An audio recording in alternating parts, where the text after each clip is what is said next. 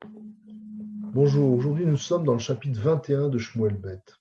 Ce chapitre 21 et jusqu'à la fin du livre de Shmuel Bet, c'est-à-dire jusqu'au chapitre 24, constitue une sorte d'appendice à l'histoire du royaume de David. En effet, les sujets qui y sont abordés ne sont pas directement corrélés à la chronologie des événements. En fait, ça renforce l'idée que les propos de ces chapitres sont quasiment intemporels quant à ce que l'on veut signifier pour l'homme politique qui dirige un État et pour l'homme tout court. De quoi s'agit-il? Dans les 15 premiers versets de ce chapitre, le texte nous raconte que la famine touche le peuple d'Israël 3 ans durant. Et David s'interroge sur cette famine, et c'est ce qui en fait une caractéristique particulière de ce roi David.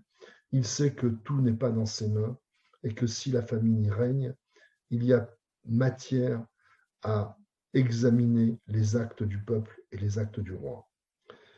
Et David se voit éclairé par Dieu dans la façon qu'il a de mettre fin à cette famine. De quoi s'agit-il? En fait, les Givonim, souvenez-vous, ce peuple qui s'était fait passer pour des Hébreux au moment où Josué conquiert la terre d'Israël et qui avait obtenu de sa part une promesse qui devait être éternelle, celle de pouvoir rester au sein du peuple d'Israël, même s'il n'en faisait pas partie au point de pouvoir épouser les enfants d'Israël, mais il devait en rester partie du peuple, et nous devons à cette partie des Givonim fidélité éternelle. Ils ont le statut le plus bas dans la société, ils sont coupeurs de bois et puiseurs d'eau, et d'ailleurs, à ce titre-là, ils œuvraient dans la ville de Nov, la ville des Kohanim que le roi Shaoul a détruite.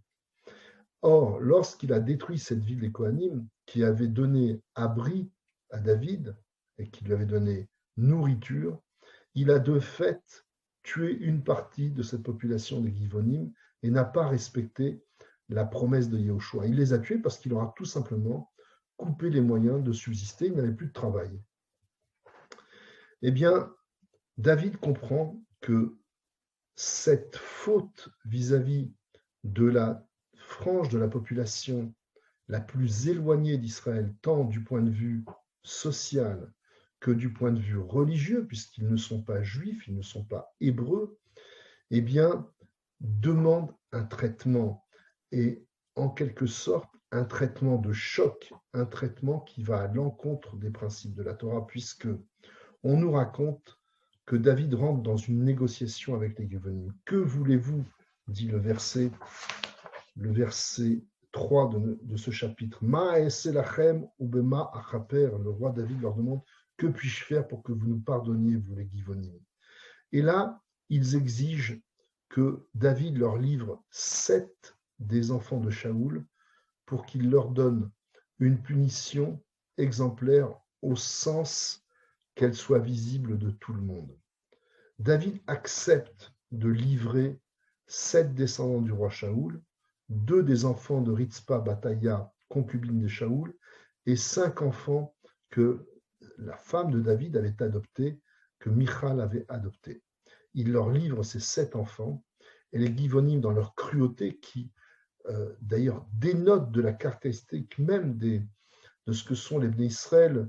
Tous ces propos que je rapporte là sont à la lueur de ce qui nous est rapporté dans le traité Yébamot, page 79.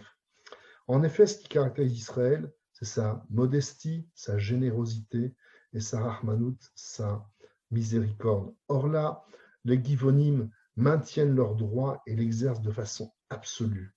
Ils décident de les pendre et que de façon à ce que tous les passants puissent les voir. Et ça, c'est contraire à la Torah. C'est contraire de faire punir les enfants pour les fautes des parents, donc de livrer les 7 enfants de Shaoul, les 7 descendants de Shaoul aux Givonim. Et deuxièmement, deuxième principe qui est enfreint, c'est que les gens soient pendus et ne soient pas enterrés le soir même et soient exposés aux yeux du peuple. Et nous dit le texte, du début des moissons jusqu'à la saison des pluies qui se fait attendre puisque nous sommes en période de famine. Et donc pendant près de 6 mois, eh bien, les corps sont exposés. Et on nous dit dans ce texte que Ritzpa Bataya se sacrifie en essayant de protéger ses corps pour qu'ils ne soient pas la proie des vautours. Mais néanmoins, ces corps sont exposés. Alors, comment expliquer qu'on est enfreint de façon ostentatoire deux grands principes de la Torah, ne pas faire punir les enfants pour les parents, ne pas exposer les corps.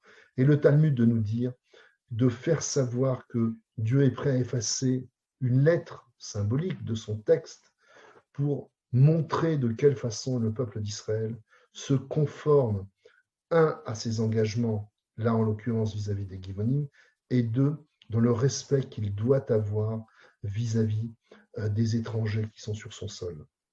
Et c'est seulement après que le peuple juif, en quelque sorte, ait souffert cette exposition des corps et cette punition des descendants de Shaoul, qu'il prend conscience que dorénavant, nous devons être très vigilants pour que les politiques, pour que les royaumes tiennent au respect que nous accorderons aux couches étrangères qui composent la nation et aux couches les plus fragiles.